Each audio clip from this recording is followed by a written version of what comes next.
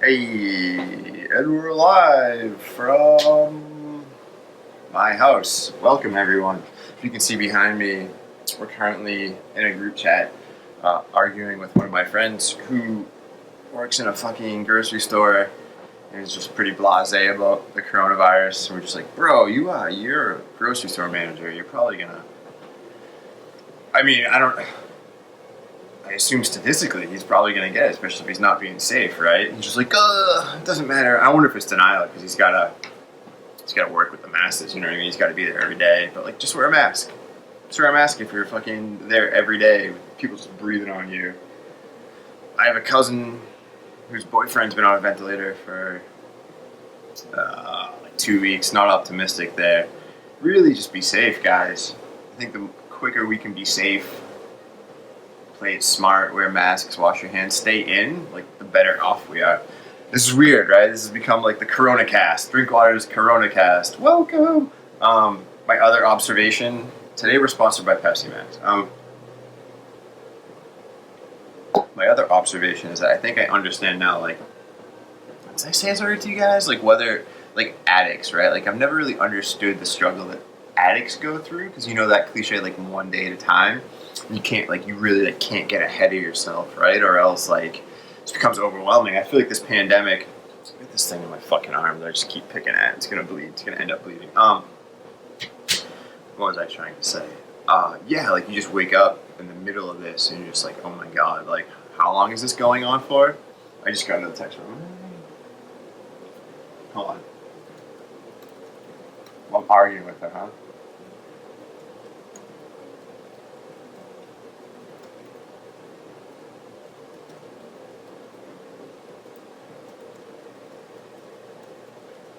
This is great. This is great for you, right? Anyways, told me to get a mask. Wear a mask. We have masks. I've really just I think I've taken it more and more seriously, right? Like as time goes. But right, like addicts are like, oh my god, I have to be sober my entire life. And right now it's like the pandemic. It's like we're in for another month at the very least. Like how can I fucking? It's gotta go day by day. You gotta wake up. I woke up today. It's Sunday at 4:30. I woke up like vaguely pissed off and sad about everything, right? It's okay to be vaguely sad and pissed off about everything.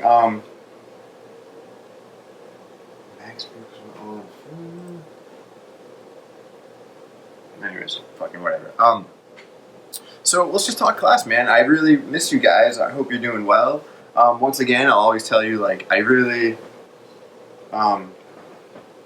hope that, first of all, I hope fucking Schoology works this week. My God, we're kind of all just making this up as we go, right? Like, what a headache. But again, they've never had this much traffic, so I get it. Yeah, do your work when you can. I think, so the first thing we're going to talk about today, your homework is Survivor 26 and 25. Please, and you also, for the class discussion today, you have to go into your peers in your group document, look at what they said, what they deconstructed, for their outside world paper, and comment on one of them. I think that'll just be a good practice because your next paper, and we're giving it today, I got it right here, we're gonna fucking read it. This is a really good paper my wife has. It's so goddamn thick that I thought I printed it twice. My fucking friend is so annoying right now. Bro, just wear a mask. If you're, I don't know. It's I feel like it's just, it's humanity, right? Until it's just blasting us in the face, we feel invincible. Pandemic, it's gonna be fucking climate change next. Anyways, so for what we're doing for this next paper is we're taking that outside world paper that you wrote about and we're using that, and we're using all the thoughts that we've come up with it to turn it into eventually a formal essay. The first thing we're going to do is we're having what I call an exploratory draft, and I think the function of an exploratory draft is just to figure out what the fuck you want to say. I have it right here. I don't know if you want to go to Schoology and look along with me, and so we can read it together. I don't know if that's something that sounds amusing to you. So all right, so it's due a week from today, which is April 12th. It's a Sunday. 2 pages, learning goals and expectations, the capacity for critical expression and meaning making. Again, this, you have to come up with your argument here, right? And then for better or worse, this opportunity to practice academic English together. Maybe not so much in the exploratory draft, but in the formal draft that's going to come after this. Okay, so let's just read it. pull it up on your computing device or your fucking telephonic device, whatever you want to call it. You know, this is where we teach now. This is where we learn now. This door is slamming. I was tutoring some woman and she had like 3 kids and we're like online and she's apologizing. I'm just like, nah, man, this is just like reality. Don't get pissed off. Like, it's so hard. But none of us, or a lot of us, did not plan to be productive within the spaces we're in, right? I think I'm kind of lucky because I have my own room. I'm privileged, you know, until my wife loses her job and we're homeless. That's real, right? That's what we're talking about now. I don't know. Who the fuck knows what's going to happen? Caffeine. Caffeine, you make me feel so good. I'm getting more and more comfortable just pretending I'm in front of you guys. All right. So we're going to work on this idea of deconstructing our outside world together, both in stages and together. So this is an exploratory draft. Next one will be a rough draft. Then it'll be a final paper. We have a month left of class. We're going to be working on this the entire month. It's our last big paper together, right? Writing itself is best done as a process, so we're going to embrace it together. Remember, we talked about writing is recursive. Ooh. Even if you don't want to if you don't want to do it together, like one of those memes where the owner is hugging their dog who looks way uncomfortable. That's me. I'm like, come together and let's do the writing process. And you're like, bro, 2 months ago I didn't give a fuck about the writing process. I definitely don't care now. It's fair. But you paid your money, right? You're in this class, no refunds. And I'm getting paid still, so I figure we should push forward. We should sally forth. So for the first portion of this writing process, this is what I want you to do. I want you to write an exploratory essay that begins to address the essay prompt. Please do not structure it as a formal essay. It can be a stream of consciousness or very informal exploratory draft. I always invariably have students who just want to write a rough draft, and I would prefer if you keep it much more loose because this is like a figuring out process. But if you need to go formal rough draft, fine. What am I going to do? Tell you no? You probably won't even be able to fucking submit it on Schoology because it's a piece of shit. I have a WordPress blog ready to go. I really hope that by the time you see this, I'm not just like pulling my hair out in a WordPress blog. Anyways, so because you're generating ideas, forming concepts, and chasing a thesis statement, which will be turned to a formal rough draft after I provide you feedback. You don't need to incorporate quotes yet, but you should work with at least Survivor, The Smile Factory, the RFK excerpt, and the Bagent article we read in class by your side, as in so you can look at it. If you want to bring in quotes of specific things, as you're like, well, I think this or I think that, and this is exploratory. Do it. So the essay prompt, this is what you're doing. How does our culture train us to blindly accept the cultural norm you deconstructed in your outside world essay? What values does it reflect our culture places importance on, and can we successfully challenge this norm to gain our agency? Ooh, isn't that a fucking academic prompt? I've broken it down, right? Don't worry. This is the kind of stuff you're going to see in college if you haven't already seen it. Just these very big, like, floaty prompts. So here we are. Let's do it, baby. Let's do it. So let's break it down. 1. What is the portion of the outside world your paper challenged? So what did you write about? People wrote about Supreme. People wrote about marriage. People wrote about, kids being punk asses. I think these are all really interesting things. So, like, what is the portion of the outside world you challenge? And how does our culture train us to just accept this? How have we been trained by our culture to accept, like, someone said it was like a Supreme brick, like literally a brick, which fucking flat out blew my mind. Like, my wife's friend brought her dog over and I can fucking hear it right now. Okay, it's life, baby. And then bring in the essays we have read to explain your claims. So you're going to say, it trains us this way, as RFK says, we've been trained to value just economics over anything, right? Or you can say, as Bagent would say, like, we just have been trained to view these, like, slick, sexy things more than, like, substance. Or the Smile Factory, right? Like, we're just forced to smile at all times. I know I've said this again, and I just become more and more deeply annoyed with influencers pretending, or even like micro-influencers pretending like the world's not on fire. I think I've told you guys, like, I hate follow a lot of fitness people, and I can tell, like, they're just like, and this is something that we're going to talk about with Tinder, like, a little bit going forward. Maybe I'll make you write about this. Like, the need for attention, and they're, like, these fitness instructors, like, need the validation that they get from their, like, classes, and they're just, you can tell they're just, like, losing their mind. They're just like, oh, no one's kissing my ass, or no one's seen my abs in 6 weeks. How will I survive? And it's just like they're melting down on, be like, you fucking were probably irrelevant before this, and we shouldn't have valued what you did. And that's kind of mean. People get stuff from them. That's like the weird thing, right? Like, anyways, okay. So that's like, how we've been trained. And then two, now that you've introduced this outside world norm, what does it reflect about our culture? First section, how would we accept it? Two, what does it reflect? Again, bring in the essays, and what, how does it reflect what we value, and who benefits from it, and who does it hurt? Fitness instructors hawking like diet pills definitely benefits those corporations, but hurts people who chase these impossible bodies. Truthfully, if you want to critique me, I'm freaking out. I haven't been to the gym in so long. Oh, it's so bad. I'm losing my mind. I shouldn't care. Like, you shouldn't care about your body in a pandemic, but here we are. Or you should care about it, like, do I have pneumonia, but not like, does my stomach look appropriate according to impossible standards? And then finally, in this essay, can we successfully challenge this norm to gain our own agency? Furthermore, would challenging it be worth the impact on one's life? That's another thing we really talked about in this class, because the world's ending, is like, is it worth challenging things? Like, because there's a blowback, right? If you're like, oh, I don't want kids, people are like, well, why don't you want kids? Or if you don't subscribe to beauty standards, people will look at you different. If you don't dress the way that Gap wants you to dress, like, is it worth it? So these are the three big things. Again, you're just exploring these things. You don't need to even find the answers. You're going to submit it to me, and we're going to think about it together. Also, and since no one did it on the last paper, the big paper, after you write this paper, you need to reflect using the metacognitive questions on the second page, right? And this is sort of like you're going to hunt metacognition. It's really weird because this class is much more metacognitive now. Like, I put so much more on you guys because some people are in Japan, some people are in fucking Mexico. I'm in Woburn, Massachusetts. Like, we're spread out to the far ends of the world.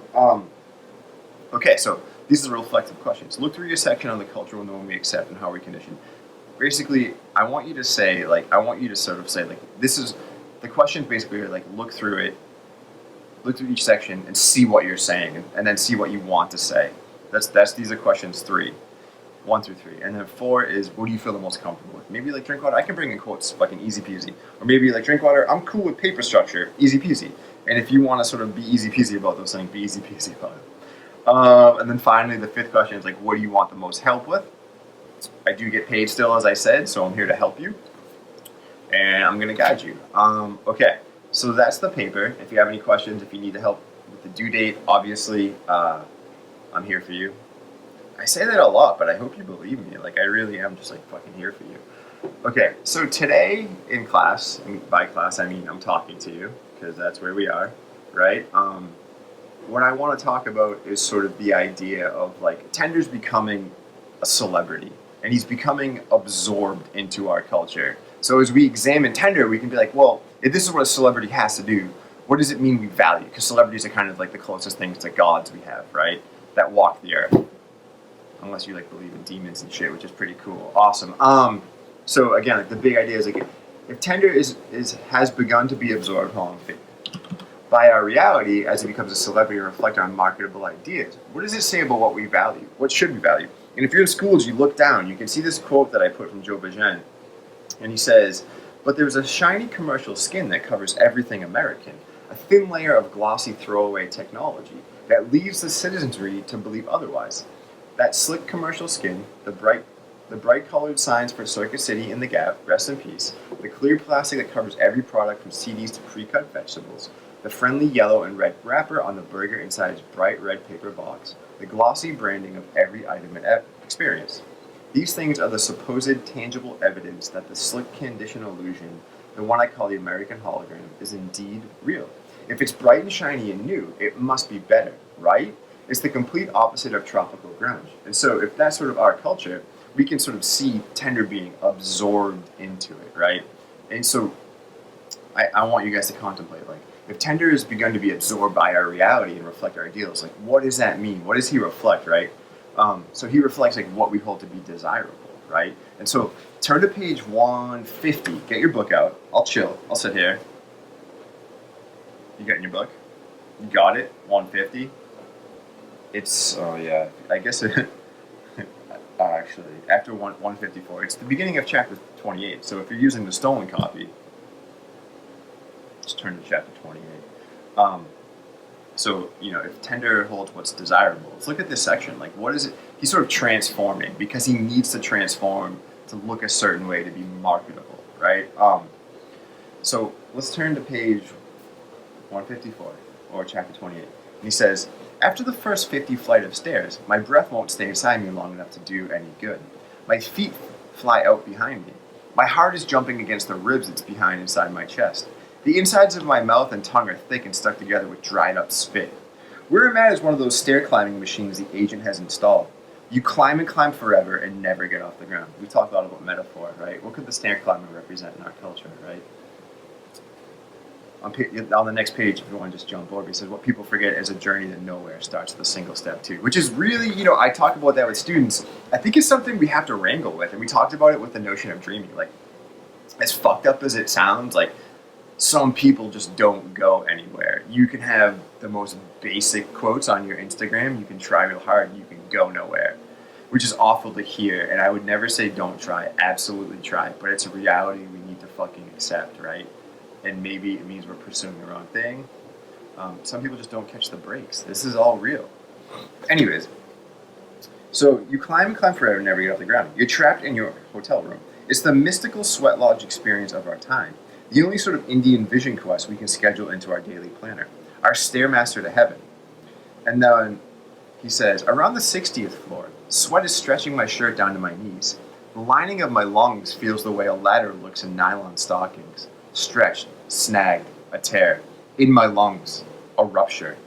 The way a tire looks before a blowout. That's how my lungs feel. The way it smells when your electric heater or hairdryer burns off a layer of dust. That's how hot my ears feel.